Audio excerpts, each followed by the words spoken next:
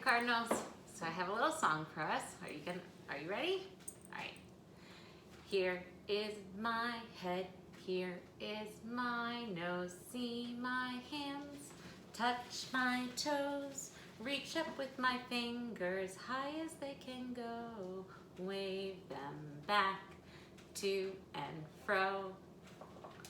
So I have with me today another rhyming basket. And here we are in my kitchen. So I found some things in my kitchen. Let's see what I found. Well, here's our bell. And I found a shell. Bell, shell. They rhyme. Here's a little ice skate. Skate and plate. Skate, plate, they rhyme. Here's our dice. Our dice, and in my kitchen I had some rice. Dice, rice. Last one. Here's a can. Here's a can I found in my kitchen, and I made myself a little fan. Can, fan. They rhyme. So we have been meeting our friend Lyle Crocodile. Do you remember where Lyle lives? That's right, East 88th Street. And who's the family that he lives with? Do you remember? That's right, the Prims. Mr. Prim, Mrs. Prim, and their son. That's right, Joshua. Joshua is their son. Who is Victor P. Valente? Do you remember? Victor P. Valente, star of stage and screen. That was his former performer with him. They were an act together, right? That was who owned Lyle before the Prims. So I have another book. Oh, that's right, one more thing. How did Lyle's mom, how did they know it was Lyle's mom when they found Lyle's mom when they went on their trip? They saw a crocodile, but how did they know it was Lyle's mom? That's right, she could do all of the tricks that Lyle could do. She could roll and walk on her hands and do tumble salts. That's fun. I've seen some of you do tumble salts and cartwheels before. Maybe you can do that too. I have another book for us. It's called Lovable Lyle. And it's also by Bernard Baber. He is the author, because he wrote the words, and the illustrator, because he drew the pictures. Everyone loved Lyle the crocodile. I'm gonna move a little closer so you can see the pictures a little better. Everyone loved Lyle the crocodile. The Prim family with whom he lived loved him dearly, of course. Here's Mr. Prim and Mrs. Prim and Joshua. And the bakery lady loved him. She always gave Lyle a cookie, his favorite kind, with colorful sprinkles on top. And Mr. Delight, the ice cream man, loved him. He always invited Lyle to climb aboard his truck and clang the bell. And Bird loved him. Love Lyle, squawked the bird.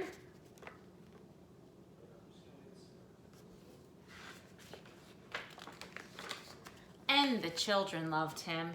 They always called for Lyle to come out to play. And in return, Lyle loved the whole wide, wonderful world. He didn't have one single enemy in it, or so he thought.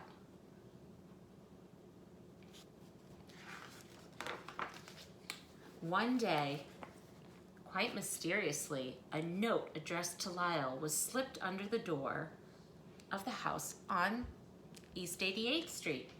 Dear Lyle, Mr. Prim read to him, I hate you. I hate you more than anything. I hate you so much I can't stand it. And the note was signed, your enemy. Everyone was so surprised. Oh, how dreadful, cried Mrs. Prim.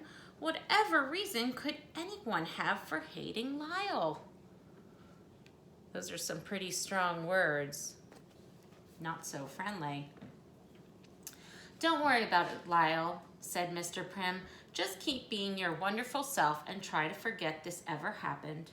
Lyle went off to bed that night trying hard to forget. Still, as he switched off the lights and gazed down upon the empty street below, he could not help sadly thinking, somebody out there hates me. Looks kind of sad. The next day, Lyle lost himself in play and managed to forget all about the note, only to be reminded by a second one, delivered as mysteriously as the first. Dear Lyle, read Mrs. Prim, I hate you even more today than I did yesterday, if that is at all possible. And again the note was signed, Your Enemy. Oh, these horrible notes have just got to stop, Mrs. Prim cried out desperately. Lyle wanted the notes to stop too. He was so unhappy about them. There were days he just couldn't be coaxed out of the house. He began to wonder if he was growing ugly.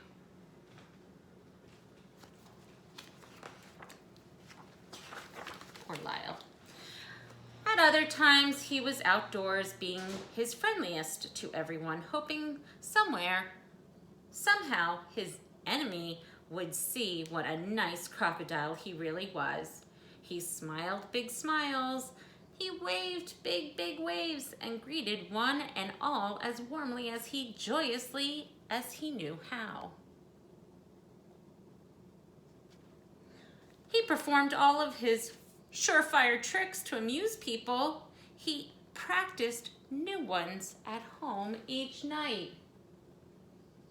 What's he practicing? Some juggling. He was kind, helpful, and courteous. He held doors open for people loaded down with heavy packages. He offered his seat on crowded buses. Those are some friendly things. He shared his umbrella. My, doesn't he have nice manners, one lady remarked. I have never seen anything like it, answered another.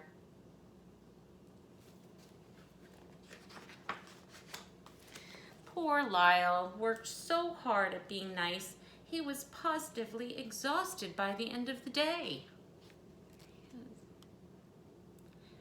Indeed, all of the Prims were unhappy about the notes. Each time they heard someone approaching outside, Joshua or Mr. Prim, sometimes the entire family would rush for the door in hopes of catching the note writer in the act. They even took turns watching from the window.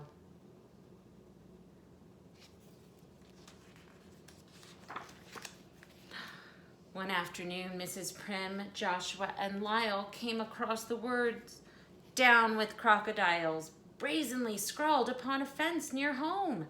Mrs. Prim tried hopelessly to erase the nasty words with a tissue. "Well, Lyle," she said, as they made their way home, "it seems no matter how much we may think we want to, it isn't always possible to please everyone or be liked by everyone." As they approached their house, they noticed the small figure of Clover Sue Hipple, the new girl in Joshua's class.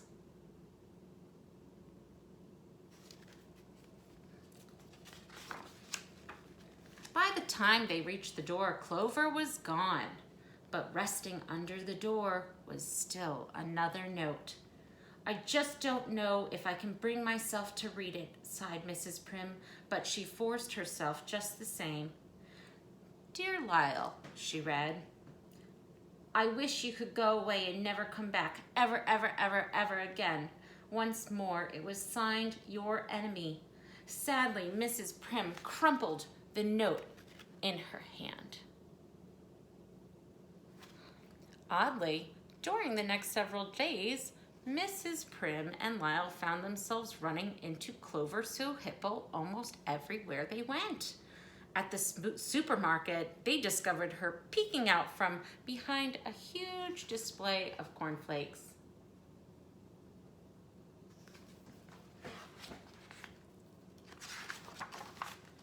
Another time, they caught a glimpse of her hiding behind a tree.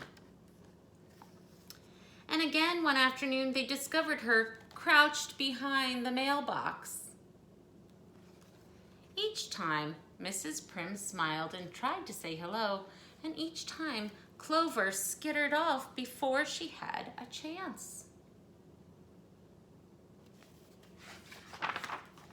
One day, as she was about to leave the house, Mrs. Prim glanced down just in time to see another note wiggling its way into the house. Quickly, she opened the door before her, wide-eyed with surprise, still clutching the note, stood Clover Sue Hipple.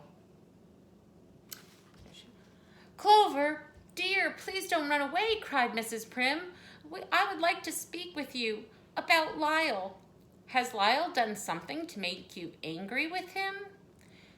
"Oh, let's see why." "He takes my friends away from me," Clover burst out. "He what?"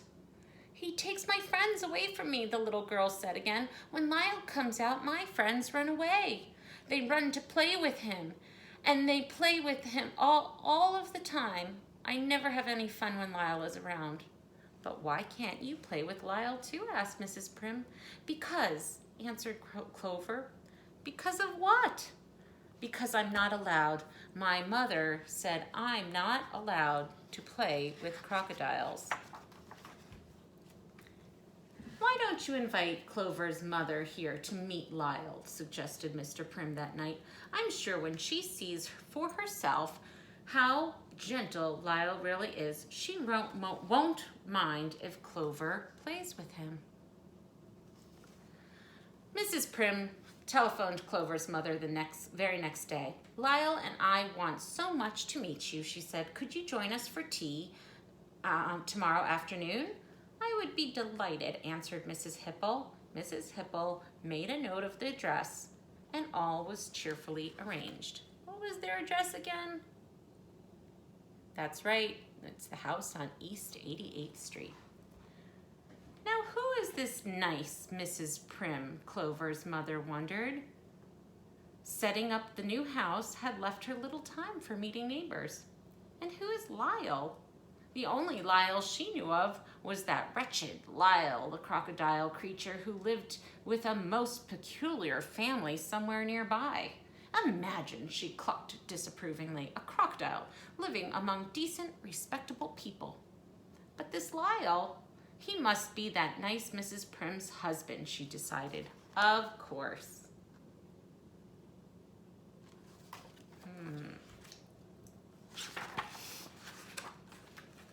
"Remember now, Lyle," said Mrs. Prim the following afternoon, "when Mrs. Hipple arrives, greet her with your very best manners. Offer to take her coat, and when you have hung it up neatly in the closet, join us in the living room. Understand?" Lyle nodded. "Good," said Mrs. Prim, humming as she returned to the kitchen. When Mrs. Hipple arrived, Lyle started down the stairs to meet her, but then he stopped. Suppose she won't like me? The thought popped into his head. So suddenly a wave of shyness came over Lyle. Suddenly, the last thing in the world he wanted to do was meet Mrs. Hipple. "Lyle! Lyle!" called Mrs. Prim.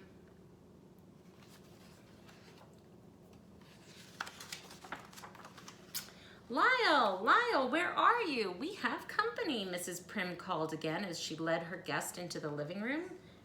He wanted to go get her, but instead, and although he kept telling himself it was absolutely the silliest, most ridiculous thing he could possibly do, Lyle squeezed himself into the hall closet and hid.